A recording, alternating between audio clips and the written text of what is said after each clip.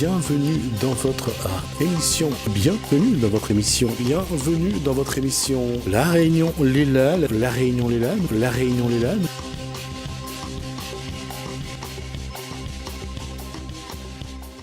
On revient cette fois-ci pour parler d'un événement à venir. On va en parler avec Julie Landrieux, qui va devenir une cliente de chaque semaine, et puis ce sera un plaisir. On en parle également avec Gaëlle, pas Salazie, mais Salésie. On voit ça dans l'événement à venir.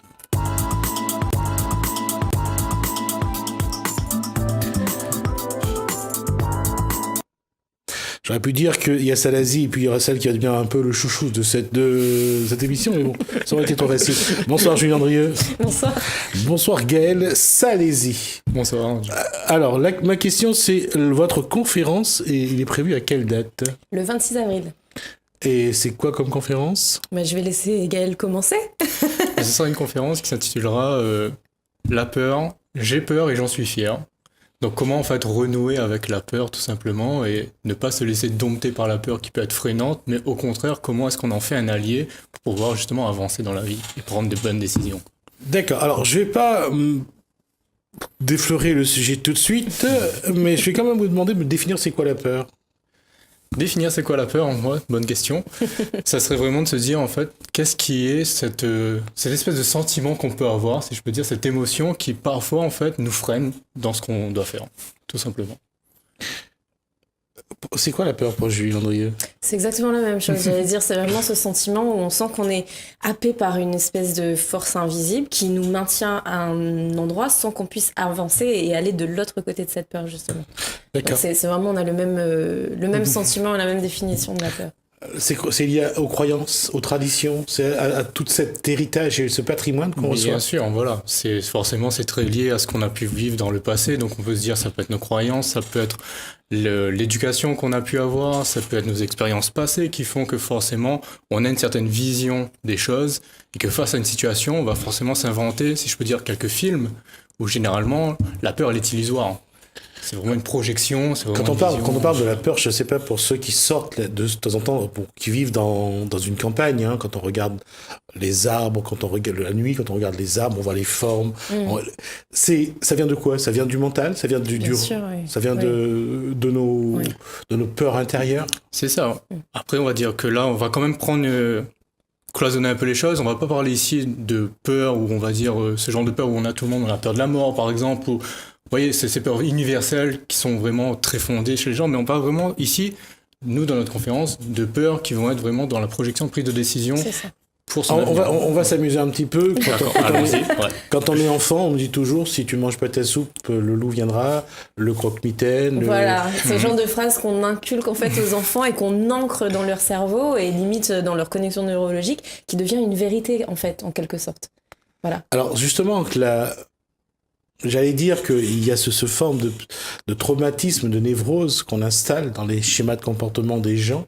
Est-ce que ces éléments-là, on dit toujours que de 0 à 3 ans, là se constitue le socle de l'affectif. Oui. Pour l'enfant à qui on n'a pas installé ou instauré quelque peur, c'est une bonne chose ou une mauvaise chose ? Quelqu'un qui grandit sans avoir peur de rien. En fait, forcément, la peur, faut savoir, comme on le disait, se faire un allié. C'est-à-dire que le but premier normalement de la peur. Je reviendrai là-dessus, mais d'abord, je veux dire, est-ce qu'il faut avoir des peurs en soi, parce que ça sert aussi de socle pour la construction. C'est ça, c'est une base qui permet en fait d'avoir certaines limites pour protéger l'enfant. Généralement, quand un parent va instaurer certaines peurs chez un enfant, c'est justement pour lui permettre d'être en sécurité. Alors, je veux rebondir là-dessus. C'est très bien d'en parler. En tant que parents, tous les deux, moi, maman, lui, papa, c'est vrai qu'on a nos propres peurs en tant qu'adultes qu'on essaye de ne pas inculquer à nos enfants. Par exemple, un adulte qui a peur des souris ou des cafards ou des choses comme ça. Pourquoi inculquer cette peur-là à l'enfant qui, lui, ne l'a pas déjà de base ? Donc, personnellement, par exemple, j'invite toujours ma fille... Petite anecdote, la dernière fois, on avait une petite musarine dans la maison. Et au lieu... Moi, j'ai pas peur de ce genre de truc-là. Et puis, au lieu de lui dire « Non, mais ça, il faut tuer, ou il faut chasser, ou il faut empoisonner », lui dire « non, on a pris un petit bout de fromage. On a pris 20 minutes avant de ramener la petite musarine dehors. » Mais pour moi, c'était un apprentissage pour ma fille pour lui permettre de ne pas avoir peur de quelque chose dont elle n'a pas peur à la base. Donc ne pas lui créer quelque chose qu'elle va en fait grandir avec cette peur qui est au final pas fondée à la base et que moi je lui aurais inculqué si j'avais peur de ça. Bon, heureusement, je n'ai pas peur de ça, donc j'ai pris un autre chemin, on va dire.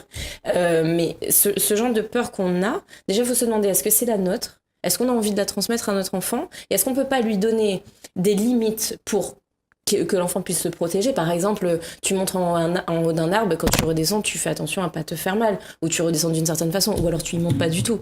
Mais je veux dire, ne pas limiter les actions de l'enfant pour que lui puisse se développer ses propres limites de survie, comme on en parlera dans la conférence. Mais voilà, faire la différence entre ce que Gaëlle allait dire, une peur survie et une peur vraiment non fondée, on va dire illusoire. Alors, juste préciser une chose. D'abord, on va juste rappeler que Julie Andrieux est formatrice. Oui. Et chef d'entreprise. Et chef d'entreprise. Je suis désolé. C'est vraiment une peur en moi Et donc Gaëlle Salézy qui lui est donc coach de vie. C'est ça. Je précise ça parce que je vais vous poser la question suivante. Comment distinguer une peur d'une phobie ? Alors là, on va dire que la phobie, elle est vraiment, on va dire, pour quelqu'un qui a une phobie, on va dire qu'elle est paralysante, aussi déjà compulsive, mais paralysante au point où la personne est totalement figée, le simple fait de juste en parler. C'est-à-dire que la phobie va vraiment être une peur qui, là, comme je disais, c'est vraiment quelque chose qui est très ancré en soi. Elle tétanise la personne. Tétanise totalement la personne. D'accord. Mais des fois, on a des personnes qui vont dire qu'elles ont une phobie, mais par exemple, elles vont dire, voilà, j'ai une phobie des cafards, on va lui mettre un cafard devant elle, elle va être, non, mais ne mettez pas ça. Une vraie phobie, la personne, vous mettez un cafard devant elle, elle court tout de suite. Elle est mais totalement affolée par cette chose. C'est vraiment quelque chose qui va paralyser totalement dans sa vie de tous les jours. C'est quelque chose de très paralysant. Donc la phobie, c'est vraiment une peur, mais à l'extrême, si je peux dire, qui est vraiment... Tandis que là, ce qu'on parle, c'est vraiment le genre de peur où la personne, on va dire, elle va sentir cette émotion, elle va sentir vraiment ce frein, mais c'est pas au point où sa vie est totalement chamboulée à cause de cela, si je veux dire. C'est pas... C'est vraiment au niveau de la dose, si je peux dire, entre la peur et la phobie, quoi. C'est vraiment le... On le voit aujourd'hui, l'intensité, quoi. on le voit aujourd'hui, entre les phobies s'installent de plus en plus parce qu'il y a ce qu'on appelle les dépressions, le stress, et amener un individu à avoir moins peur ou avoir la phobie, il vaut mieux soigner par un psychothérapeute. Oui, exactement. C'est beaucoup plus, c'est un peu plus sûr. Mais sur la peur aujourd'hui. Quand on a peur de monter un escalier, qu'on a peur... Et puis il y a aussi quelques petites superstitions qu'on peut associer également à ces peurs. Est-ce qu'il faut les garder et les maîtriser ou est-ce qu'il faut les effacer ? Alors, alors, je pense pas qu'il faut effacer ces peurs.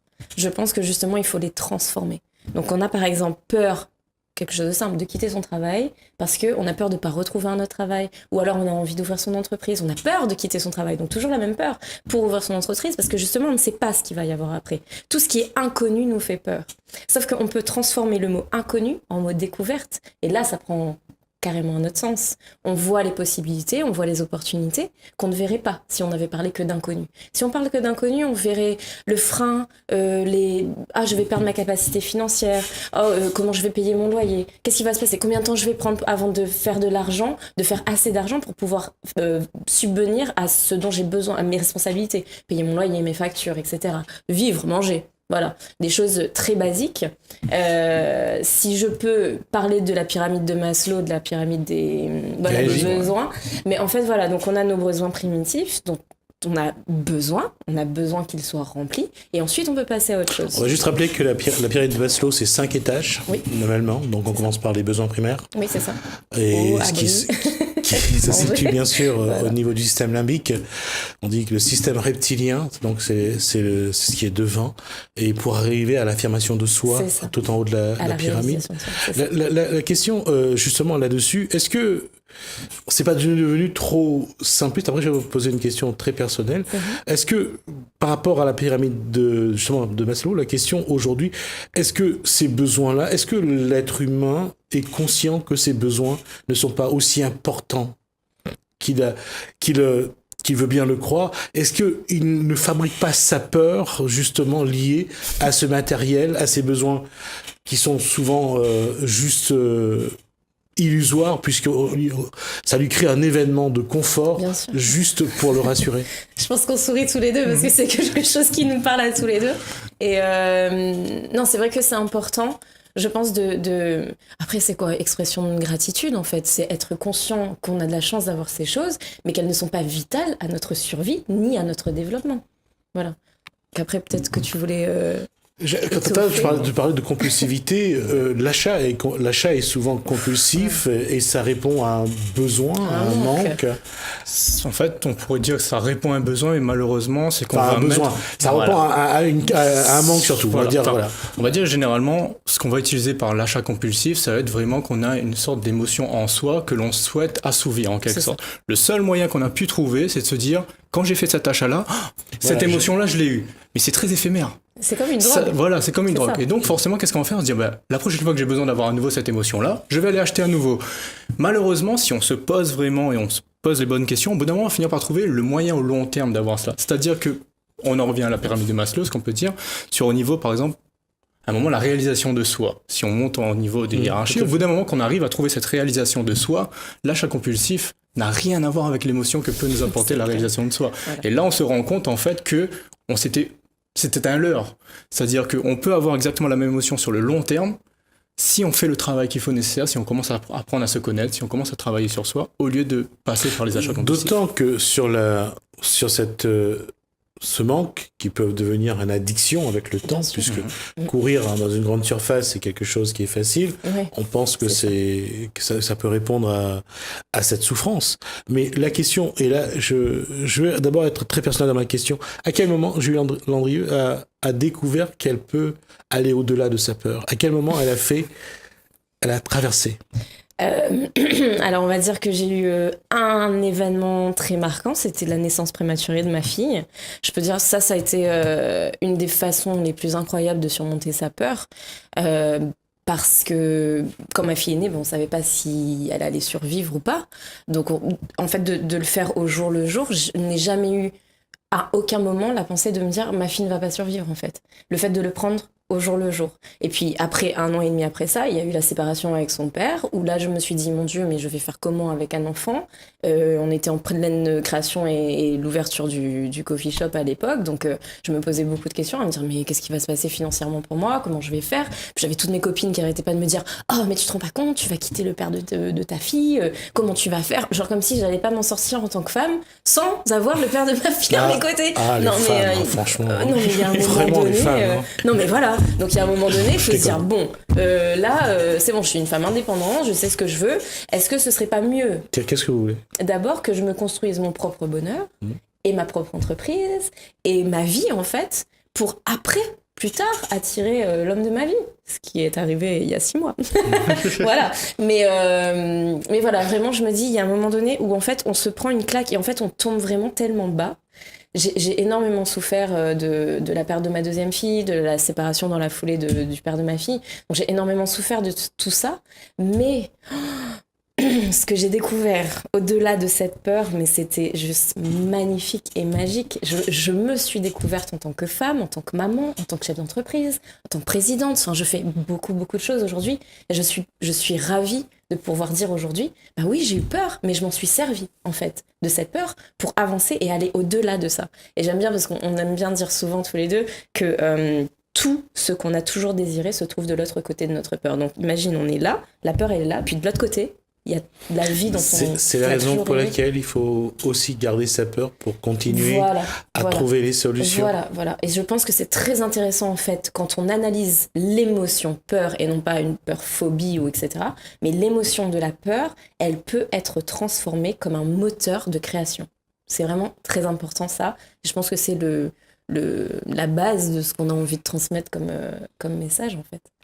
Aujourd'hui, la démarche, justement, comment communiquer?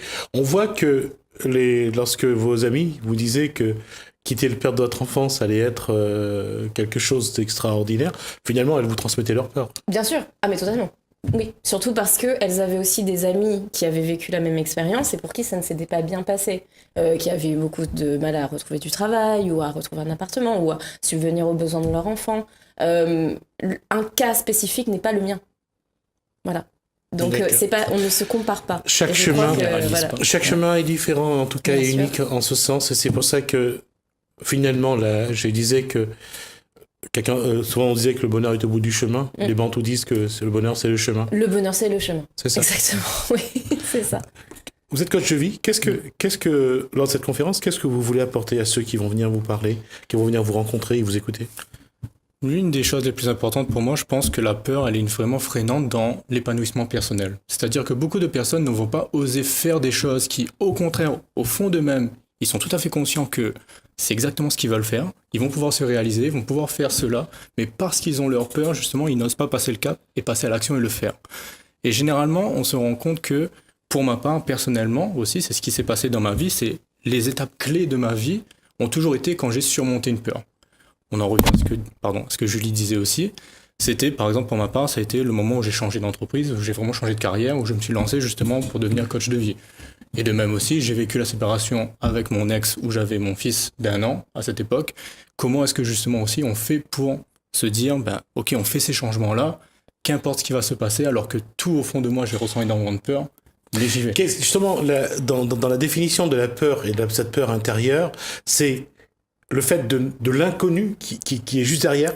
Quand on va prendre la décision, tout ce qui va arriver, on ne le sait pas, on ne le maîtrise pas. Il y a une peur de l'inconnu. Pour ma part, moi, j'étais une personne où il y avait beaucoup de peur du jugement aussi. C'est-à-dire vraiment du regard des autres. Qu'est-ce qu'ils vont penser de moi? Comment est-ce que je vais être perçu par la société? Et cette peur-là, elle vient de vous. C'est vous qui donnez à l'autre l'importance dans son regard. Tout à fait. C'est malheureusement une des peurs les plus ancrées aujourd'hui. C'est une peur que l'on retrouve chez beaucoup de personnes aussi. Et que moi, je me suis rendu compte qu'au bout d'un moment, c'est moi qui me fais en fait un espèce de film en me disant que j'ai comme une audience fictive qui est dans ma tête. C'est-à-dire que quand je fais quelque chose, j'ai l'impression qu'il y a tout le monde qui braque ses regards sur moi et qui va dire « Ah, mais si tu fais ça, il va se passer ça, tu vas faire ça. » Alors que tout ça, c'est que dans ma tête. C'est très mental. Et on se rend compte que quand on passe au-delà de cette peur, justement, tous les films qu'on s'est fait dans cette tête, ils se passent pas. La réalité ne se Je vais ajouter quand même quelque chose sur ce qui vient d'être dit, c'est que le regard de l'autre, c'est vrai que ça vient de soi d'abord, qu'est-ce que l'autre a pensé, mais même si le regard de l'autre existe, qu'est-ce que ça peut vous faire? Les gens peuvent penser ce qu'ils veulent, c'est pas ça qui va changer ce que vous allez faire. C'est à chacun de prendre sa décision en fonction de ce il a envie, et je pense que cette étape-là, il faut aussi que les gens arrivent à la passer, à la franchir. Et comment... Ce n'est pas évident. Pourquoi c'est pas évident? Je pense que c'est beaucoup lié à nos traditions, surtout à La Réunion. Les croyances. Bien sûr, aux croyances. Prenez l'exemple de quand j'ai baptisé civilement ma fille, venant d'une famille très catholique créole. Mon Dieu, c'était la fin du monde. Par exemple. Ça reste. Vous voyez, je l'ai quand même baptisé. Hein. Pour moi, ce sont des valeurs humaines, ce sont des valeurs de la République qui se retrouvent dans énormément de religions. Pourquoi vouloir m'imposer le fait de faire un baptême religieux à ma fille? Et non, on ne l'a pas fait. Alors, il y a certains membres de famille qui ne sont pas venus, par exemple, qui n'ont pas accepté. Ça devient quand même... C'est-à-dire que si on fait un profil de ce qu'est Julie Landrieux, ça reste une femme qui est quand même en révolte contre beaucoup de choses. Non, pas du tout. Je suis pas en révolte. C'est ça. Non, c'est juste... Je termine ma question. Je termine ma question. C'était pas une critique. Ah non, mais je ne prendrais même pas comme ça. C'est une critique, c'est-à-dire que la rebelle que se veut être Julie Landrieux à un moment ou à un autre, ça fait rigoler, c'est pas grave. Mais la question, c'est à un moment donné, où est-ce qu'il faut s'arrêter? Qu'est-ce qui est bien? Qu'est-ce qui est pas bien? Parce que d'aller contre certaines traditions, contre certaines croyances, ce n'est pas ça la difficulté. C'est de savoir après qu'est-ce que derrière ça va apporter. Alors, j'aime beaucoup que vous disiez ça parce que Gaël, il me connaît depuis un moment maintenant. On était en Australie ensemble, on a fait nos études ensemble. Donc, c'était il y a, 10 ans, presque, voilà. Ouais.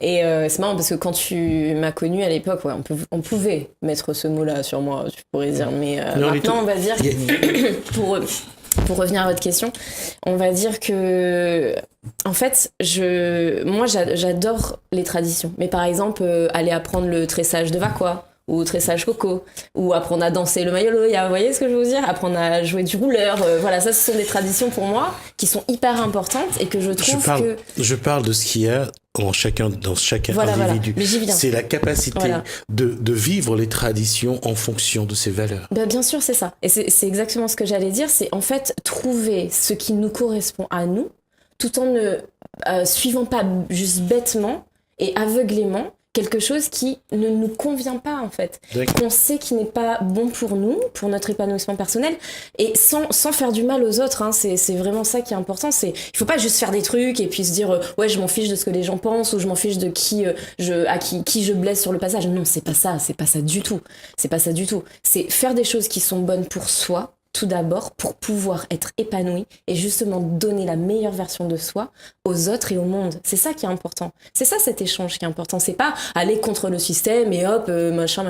C'est comme l'organisme de formation que j'ai. C'est un organisme de formation qui respecte des règles, qui respecte un cadre, mais la méthodologie que j'utilise, elle est complètement anticonventionnelle. Et c'est mon petit moyen, en fait, de faire une révolution, si on peut dire ça, à ma manière, tout en employant des moyens existants et des moyens,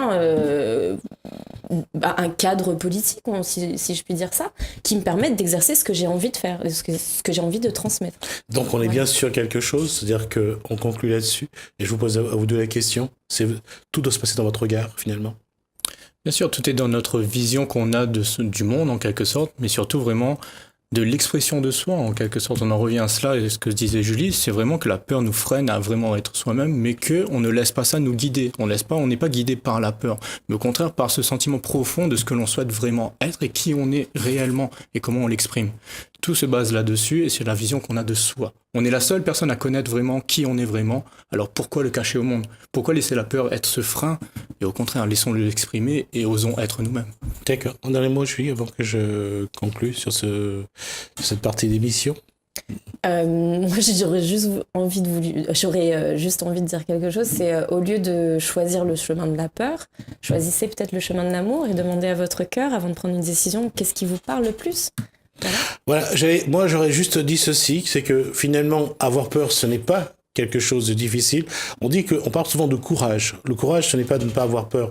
Le vrai courage c'est d'affronter sa peur. Donc vous aurez sans doute c'est quelle date ? Le 26 avril. Le 26 avril, l'occasion donc de parler de ça. Et je pense qu'on aura l'occasion d'ici le 26 avril de revenir sur cette conférence et de recevoir de nouveau d'autres personnes avec Julie Landrieux et avec Gaël Salézy pour parler justement de la peur. En tout cas, j'espère que vous avez aimé et vous avez ce moment de partage sur ces émotions de la vie.